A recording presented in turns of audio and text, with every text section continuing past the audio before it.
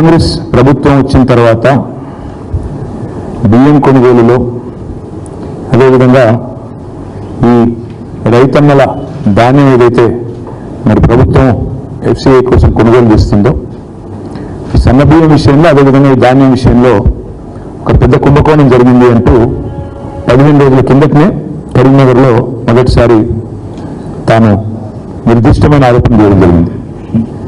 ప్రభుత్వం నుంచి ఏ రకమైన స్పందన కూడా ఈ 15 రోజుల్లో రాలేదు. తదనంతరం ఒక వారం రోజుల కిందట మాజీ శాసనసభ్యులు మాజీ సివిల్ సప్లైస్ కార్పొరేషన్ అధ్యక్షులు సోదరులు పెద్ద సుదర్శన్ రెడ్డి గారు కూడా ఈ ఆరోపణలను ఆధారాలతో నిర్దిష్టంగా మళ్ళీ తిరిగి వారం రోజుల కిందట వారు కూడా మరొక పత్రికా సమావేశాన్ని నిర్వహించడం జరిగింది.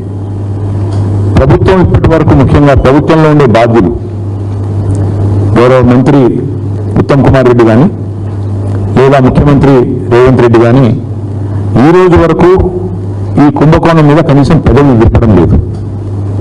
కనీసం ఒక మాట మాట్లాడడానికి కూడా ఇష్టపడడం లేదు.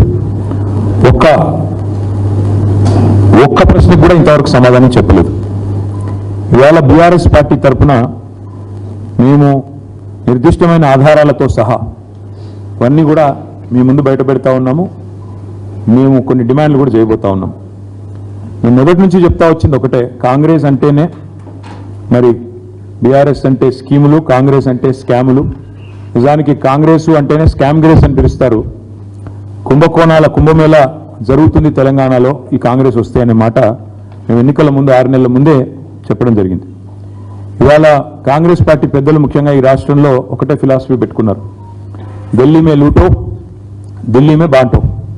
అంటే ఇక్కడ దోచుకో, గల్లీలో దోచుకో. ఢిల్లీలో అక్కడ ఉండే కాంగ్రెస్ పెద్దలకు అక్కడ ఉండే వారికి మరి అందులో ఎందుకంటే సామంతరాజులు కప్పాలు కట్టాలి కాబట్టి ఇక్కడి నుంచి అక్కడి వరకు వారు పంపకాలు సూట్ కేసులు మోయడం ఇవన్నిట్లో బిజీగా ఉన్నారు. ఇవాళ ఏది వదలట్లేదు వీళ్ళు.